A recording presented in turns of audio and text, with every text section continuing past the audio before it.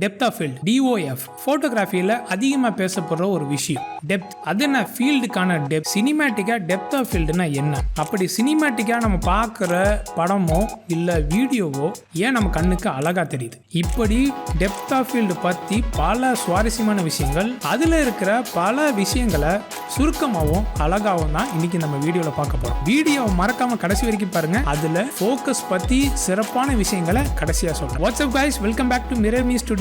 நான் Dileepan Ramakrishnan. So what is depth of field? So depth of ஃபீல்டுனா என்னன்னு கூகுளில் போய் டைப் பண்ணி பார்த்தீங்கன்னா, சர்ச் பண்ணி பார்த்தீங்கன்னா, area in focus in photo. ஒரு ஃபோட்டோவில் எவ்வளோ ஏரியா இன் ஃபோக்கஸில் இருக்குது, அதாவது ஷார்ப்பாக இருக்குது அப்படிங்கிறது தான் டெப்த் ஆஃப் ஃபீல்டுன்னு சொல்லியிருப்பாங்க. ஃபோக்கஸிங் மெத்தட், இது ஜோனு, அது இதுன்னு சொல்லியிருப்பாங்க. ஸோ இவ்வளோ விஷயத்தை போட்டு இன்னைக்கு குழப்ப விரும்பலை. ஏன்னா டெப்த் ஆஃப் ஃபீல்டில் ஏகப்பட்ட விஷயங்கள் இருக்குது. மேத்தமெட்டிக்கல் ஃபார்முலா அப்படி இப்படின்னு நிறைய விஷயங்கள் இருக்குது. இவ்வளோ விஷயங்களை குழப்பாமல் சிம்பிளாக டெப்த் ஆஃப் ஃபீல்டு உருவாக்குற 3 விஷயங்களை ஃபர்ஸ்ட் பார்க்கலாம். Number 1 aperture, number 2 focusing distance, number 3 focal length. So இந்த 3 விஷயம் தான் ஒரு ஃபோட்டோ வீடியோ எதுனாலும் அதில் உள்ள டெப்த் ஆஃப் ஃபீல்டுங்கிற விஷயத்தை உங்களுக்கு கொடுக்குது. ஸோ அது ஷாலோ டெப்த் ஆஃப் ஃபீல்டாகவும் இருக்கலாம், மங்களாகவும் இருக்கலாம், இல்லை டீப் ஃபோக்கஸ் டெப்த் ஆஃப் ஃபீல்டாக இருக்கலாம், அதாவது ஷார்ப்பாக கம்ப்ளீட் ஷார்ப்பாகவும் கூட இருக்கலாம். Number 1 aperture. ஸோ அபர்ச்சர் பற்றி நம்மளே 2-3 வீடியோவில் பார்த்துட்டோம். ஸோ அதை பற்றி விளக்கம் கொடுக்க வேணாம். ஸோ இந்த அபர்ச்சரை நீங்கள் லென்ஸில் உள்ள அபர்ச்சரை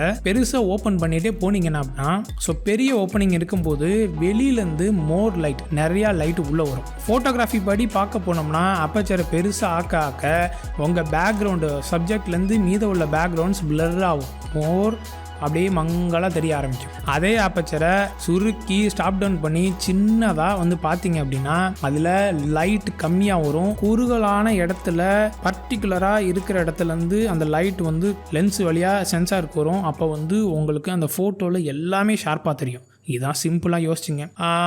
சிம்பிளாக சொல்ல போனோம்னா, நம்ம ஒரு ஸ்கூல் படிக்கும்போது ஒரு பூத கண்ணாடி சொல்லுவோம்ல, மேக்னிஃபையிங் கிளாஸ். பூத கண்ணாடியை வச்சு நம்ம சூரியன் ஒரு பேப்பரோ ஒரு இலையோ கீழே காஞ்சி போன பேப்பரோ இலையோ வச்சுருப்போம். அந்த சூரியனோட ஒளியை அந்த ஃபோக்கஸ் பண்ணி அந்த ஒளியை நீங்கள் குவிச்சிங்கன்னா ஒரு இடத்துல அந்த ஷார்ப்பாக குவிச்சிருக்கும் போது நெருப்பு பற்றி எரியும். ஓகேவா? இதை வச்சு ஒரு சிம்பிளாக நம்ம கற்றுக்கலாம். இந்த லென்ஸை நீங்கள் முன்னாடி பின்னாடி நவுத்துனீங்கன்னா அந்த சூரிய ஒளி பெருசாவோ இல்லை சின்னதாக ஒரு பாயிண்டட் ஃபோக்கஸாகவும் மாறும். பாயிண்டட் ஃபோக்கஸாக மாறும்போது அந்த இடம் ரொம்ப பிரைட்டாக இருக்கும். அதே நீங்கள் லென்ஸை கொஞ்சம் கொஞ்சமாக பேப்பர்லேருந்து நவுத்துனீங்க, இல்லை முன்னாடி நவுத்துனீங்க, பின்னாடி நவுத்தீங்கன்னா அந்த சூரிய ஒளி அங்கே போகிறது ஒரு இடத்துல குவிஞ்சு போகாமல் செதறி போகும், அப்படி ரவுண்டாக தெரியும். அப்போ என்ன ஆகும், அந்த சூரிய ஒளி பார்த்தீங்கன்னா மங்களாக இருக்கும். ஸோ அப்பர்ச்சர் பெருசாக ஆக்க ஆக்க சூரிய ஒளி உள்ளே வர்றது ஒரு மாதிரி மங்களாக ஸ்கேட்டர்டாக செதறி போய் தெரியும். அதை குறுக்கி ஒரு இடத்துல நீங்கள் விடும்போது அது ரொம்ப ஷார்ப்பாக ஃபோக்கஸாக விழுவும். அந்த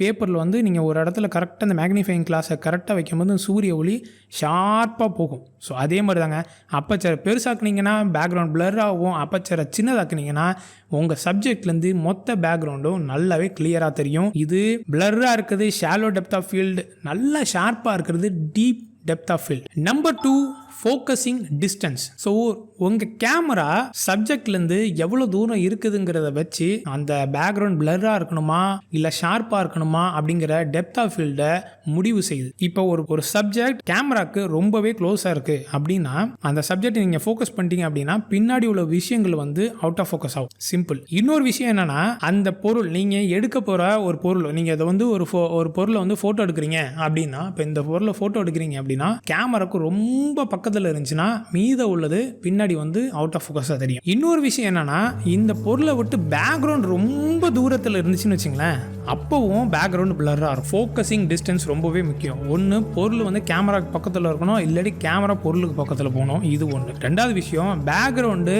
பொருளுக்கு பக்கத்தில் இருந்துச்சு, நம்ம எடுக்க போகிற ஃபோட்டோவுக்கு எடுக்க போகிறோம் அந்த ஆளோ இல்லை அந்த பறவையோ இல்லை அந்த பொருளோ கட்டடமோ, அதுக்கு பின்னாடி பக்கத்துலேயே பேக்ரவுண்ட் இருந்துச்சு அப்படின்னா அந்த பேக்ரவுண்ட் ஃபோக்கஸில் இருக்கும். இல்லை அந்த பேக்ரவுண்டு ரொம்ப தூரத்தில் இருக்குது, அந்த சப்ஜெக்டை விட்டு ரொம்ப தூரத்தில் இருக்குது அப்படின்னா அந்த பேக்ரவுண்ட் ஆட்டோமேட்டிக்காக பிளர் ஆயிரும். ஸோ ஃபோக்கஸிங் டிஸ்டன்ஸ் ரொம்பவே முக்கியம். Number 3 focal length. நீங்கள் யூஸ் பண்ணுற ஃபோக்கல் லென்த்து உங்களோட டெப்த் ஆஃப் ஃபீல்டை முடிவு பண்ணுது. அதிகமான ஃபோக்கல் லென்த் யூஸ் பண்ணிங்கன்னா அதிகமாக பேக்ரவுண்ட் பிளர் ஆகுங்க. இப்போ நீங்கள் ஒரு ஆளை ஃபோட்டோ எடுக்கிறீங்க, அவரை ஃபோட்டோ எடுக்கிறதுக்கு நீங்கள் ரொம்ப வைட் ஆங்கிள் லென்ஸ் வச்சு 24 மில்லிமீட்டர் லென்ஸை வச்சு நீங்கள் ஃபோட்டோ எடுக்கிறீங்க, 35 மில்லிமீட்டர் லென்ஸ் வச்சு நீங்கள் ஃபோட்டோ எடுக்கிறீங்க அப்படின்னா உங்களோட அந்த லென்ஸ் வழியாக நீங்கள் பார்க்குற உங்களோட பார்வை இருக்குல்ல, இந்த ஆங்கிள் ஆஃப் வியூ ரொம்பவே பெருசு. ஸோ 35 மில்லிமீட்டரில் நீங்கள் வந்து ஃபோட்டோ எடுக்கிறீங்க அப்படின்னா இவ்வளோ அகலமாக இருக்கிற எல்லா விஷயங்களையும் பார்ப்பீங்க. அப்போ என்ன பண்ணுவோன்னா அங்கே இருக்கிற எல்லாத்தையும் இது ஃபோக்கஸில் வைக்கும். ஆனால் ஒரு 200 மில்லிமீட்டரை போட்டு இங்கே தூரத்துலேருந்து ஒருத்தரை கேண்டிட் ஷாட் எடுக்கிற மாதிரி, இந்த வெட்டிங்லலாம் கேண்டிட் ஷாட் எடுப்பாங்களே, அவங்க பாட்டு எதார்த்தமாக பேசிகிட்டு இருப்பாங்க, நீங்கள் மேடையிலேருந்து அங்கே உட்காந்துருக்கிற ஒரு தங்களை வந்து சிரித்து பேசிகிட்டு இருப்பாங்க, அவங்கள ஃபோட்டோ எடுப்பீங்க. அப்போ என்ன பண்ணுறீங்கன்னா ஜூம் பண்ணி ரொம்ப பக்கத்தில் போயிடுறீங்க. உங்களோட ஃபோக்கல் லென்த்தை யூஸ் பண்ணி இங்கே இருந்து அவங்க பக்கத்தில் போயிடுறீங்க.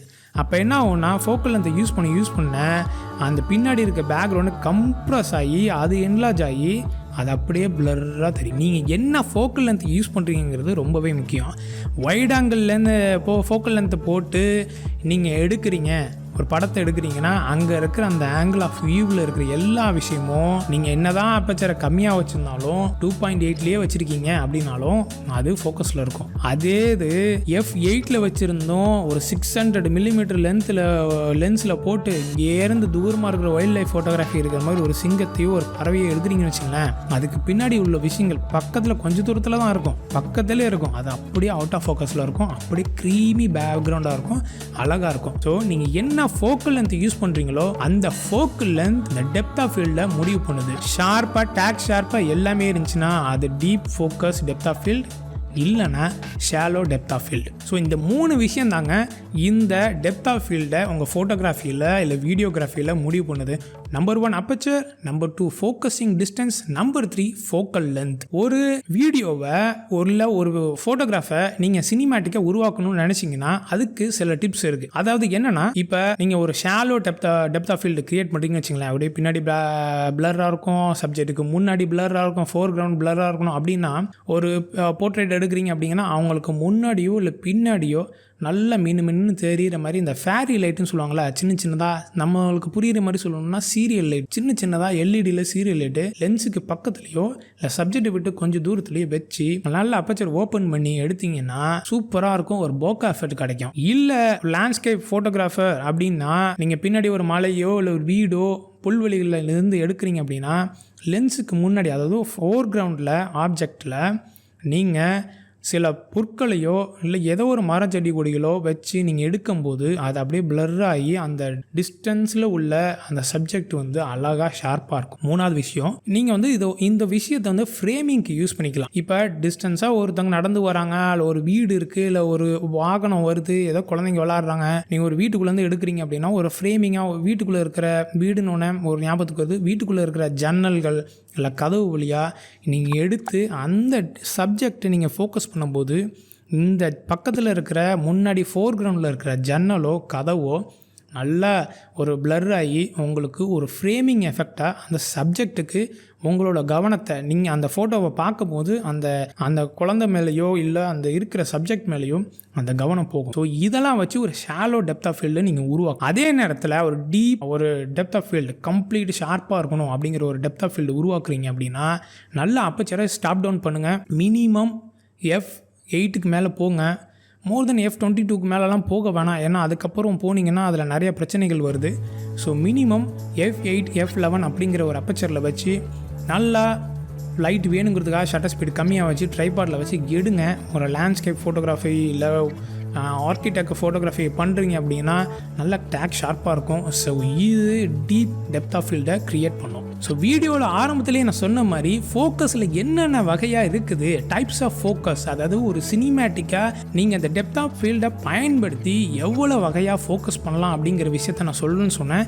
இந்த இதில் 4 வகையான ஃபோக்கஸ் இருக்குது. So number 1 deep focus. இந்த டீப் ஃபோக்கஸுங்கிறது கிறிஸ்பாக டேக் ஷார்ப்பாக ஒரு குரூப் ஷாட் எடுக்கிறீங்க, ஒரு குரூப்போ ஒரு மக்கள் இருக்கிறத வந்து நீங்கள் வீடியோ எடுக்கிறீங்க அப்படின்னா ஸோ இந்த டீப் ஃபோக்கஸ் மெத்தடை யூஸ் பண்ணோம்.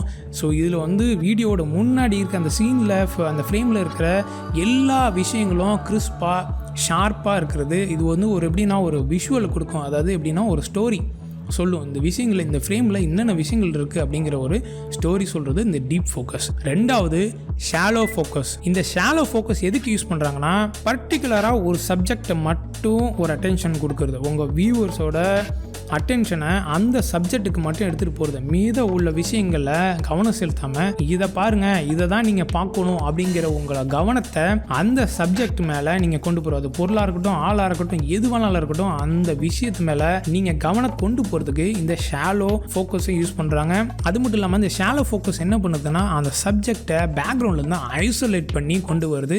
ஸோ இந்த ஐசோலேட் பண்ணி கொண்டு வருதும் இது ஒரு டைப்பான ஸ்டோரி டெல்லிங் தான். ஸோ மூணாவது விஷயம் சாஃப்ட் ஃபோக்கஸ். சாஃப்ட் ஃபோக்கஸ்னா என்ன, ஒன்றும் இல்லைங்க, அந்த சீனில் இருக்கிற 100% எதுவுமே சரியான ஃபோக்கஸில் இருக்காது. இது வந்து சில படங்களில் பார்த்துருப்பீங்க, ஒரு ட்ரீமியாக ஒரு எப்படி சொல்கிறதுனா ஒரு சீக்வன்ஸ் கிரியேட் பண்ணியிருப்பாங்க. ஒரு சில படங்கள்லாம் பார்த்தீங்கன்னா ஒரு ட்ரீம் சீக்வன்ஸ் இருக்கும். இதை பேர் என்ன சொல்லுவாங்கன்னா பியூட்டி ஃபோக்கஸ்ன்னு சொல்லுவாங்க. அப்படியே சாஃப்டாக இருக்கும், ட்ரீமியாக இருக்கும், ஒரு மாதிரி எல்லா இடத்துலையும் இந்த ஹைலைட் பார்த்திங்கன்னா அப்படியே சாஃப்டாக இருக்கும். ஸோ இது வந்து சில படங்களில் யூஸ் பண்ணுறாங்க, சில இமேஜஸ்லேயும் சில ஃபோட்டோகிராஃபர்ஸ் யூஸ் பண்ணுறாங்க இந்த சாஃப்ட் ஃபோக்கஸ் அப்படிங்கிறத. இதுக்கு சில ஃபில்டர்ஸ் யூஸ் பண்ணுறாங்க.